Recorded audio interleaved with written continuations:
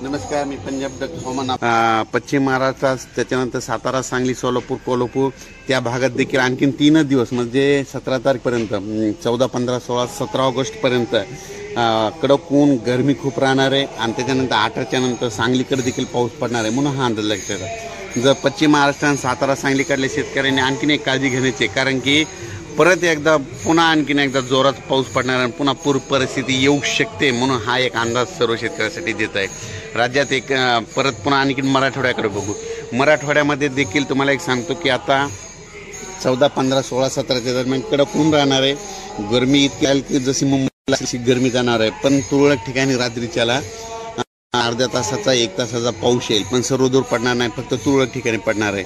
आणि परत आपण काय करू की आणखीन पूर्व विदर्भ आणि पश्चिम विदर्भ, तर पूर्व विदर्भ पश्चिम विदर्भ देखील 2-3 दिवस आणखीन कडक ऊन पडणार आहे, म्हणजे जवळपास 18 तारखेपर्यंत कडक ऊन राहणार आहे, गरमी देखील राहणार आहे म्हणून हा अंदाज लक्षात घ्यायचा। पण राज्यामध्ये पूर्व विदर्भ आणि पश्चिम विदर्भात देखील 18च्या नंतर पुन्हा एकदा पावसाचं वातावरण तयार होणार आहे, पाऊस येणार आहे।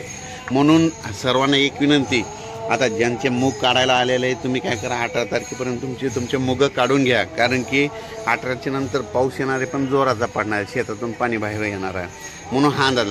म्हणजे 18 ऑगस्टपासून ते जवळपास 2 सप्टेंबरपर्यंत चांगले 2 पाऊस पडणार आहे म्हणून हा अंदाज लक्षात येतात। आणि तुम्हाला सर्व शेतकऱ्याला सांगू इच्छितो की तुम्ही काय करा, ह्या म्हणजे 18 तारखेपर्यंत आता मूग आलेत काढायला, तर तुम्ही तुमचे मूग काढून घ्या, कारण की 18 ते 2 सप्टेंबर दरम्यान चांगला पाऊस आहे। मग त्याच्यानं पाऊस पडल्याच्या नंतर तुमच्या शेतामध्ये हार्वेस्टर जाणार नाहीत, हार्वेस्टर न गेल्यामुळं तुमचे मूग त्या ठिकाणी अडकून पडतील। त्याच्यामुळं 18 तारखेपर्यंत तुम्ही तुमच्या मुगाची काळजी घ्यावी।